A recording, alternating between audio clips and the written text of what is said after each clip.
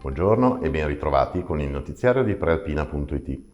Andiamo subito a Varese, dove questa mattina in piazza Montegrappa si è tenuta una manifestazione indetta dalla Federazione degli Ambulanti della provincia di Varese e sostenuta dalle 5 associazioni territoriali di Confcommercio. Al grido "Vogliamo vivere" è stato lanciato un appello ai politici eletti sul territorio, in uno dei luoghi simbolo del Varesotto, il mondo del commercio, massacrato dai lockdown e da ristori e sostegni definiti ridicoli, ha consegnato le sue richieste nelle mani dei politici eletti sul nostro territorio per avere rappresentazione in Parlamento, ma anche in Regione e in Europa. Non pochi i parlamentari e i rappresentanti delle istituzioni locali presenti in piazza. Vediamo il servizio dell'agenzia Blitz sulla manifestazione. Siamo qui tutti insieme, le 5 ASCOM territoriali e la Federazione Provinciali. Noi non vogliamo essere chiusi nei nostri negozi e nelle nostre città e morire anche noi di inedia. Vogliamo semplicemente vivere, vogliamo lavorare. Grazie.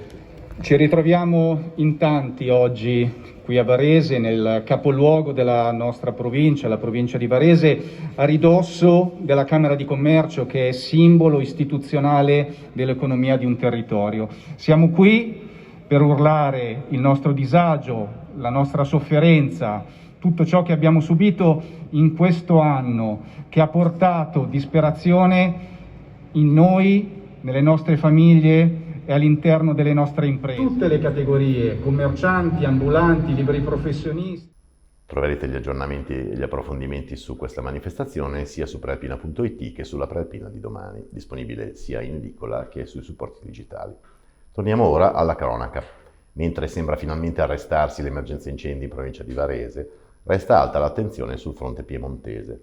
Non si ferma infatti l'incendio che da un paio di giorni infuria sul Monte Giove a Cannobio, con una nuvola di fumo che ha avvolto gran parte del Verbano e che è stata notata addirittura fino a Genova. Canadair in azione incessantemente è una lotta contro il tempo per evitare evacuazioni nei paesi più vicini al fronte delle fiamme. Tornando a Varese, è stato condannato a 4 anni di reclusione il 26enne originario della Guinea che, nel luglio del 2018, aggredì un nigeriano reo di averlo redarguito perché aveva appena venduto della droga dei minorenni in Piazza Repubblica. Colpito al volto da un diretto, il nigeriano perse la vista dall'occhio sinistro. L'imputato dovrà anche risarcire la vittima. A Busto Arsizio, il malcostume di salire sui bus senza pagare il biglietto sembra essersi aggravato in tempi di Covid. Lo rivela la direzione di Stie, il gestore del trasporto pubblico, che parla di una media di 7-9 portoghesi sorpresi a bordo dei mezzi ad ogni controllo effettuato dal personale dell'azienda. In molti casi, i trasgressori si dichiarano convinti che, a causa della pandemia, il pagamento del biglietto sia stato sospeso. Fatto sta che fioccano le multe, ciascuna dell'importo di 50 euro. Eppure i portoghesi non accennano a diminuire. Di nuovo a Varese con una curiosità naturalistica. La famiglia dei cigni che abita nel laghetto dei Giardini Estensi sta per ingrandirsi. Il cigno femmina, come è normale in questa stagione, è in cova. Per evitare di disturbare gli uccelli nel delicato periodo in cui le uova stanno per schiudersi, l'assessorato all'ambiente ha perciò rinviato l'annuale operazione di pulizia nel laghetto. La nascita dei piccoli cigni non è un evento nuovo ai Giardini Estensi. Ora chiudiamo con lo sport. Si dice felice della sua esperienza a Varese il mito Luis Scola, 41 anni a fine mese, e un incredibile palmarès di premi e medaglie raccolti in una carriera ventennale nel basket mondiale.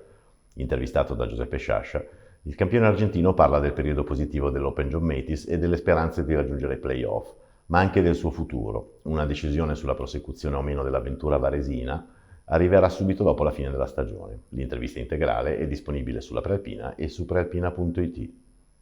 Con questa notizia abbiamo concluso, vi diamo appuntamento all'edizione delle 19 e vi auguriamo un buon pomeriggio.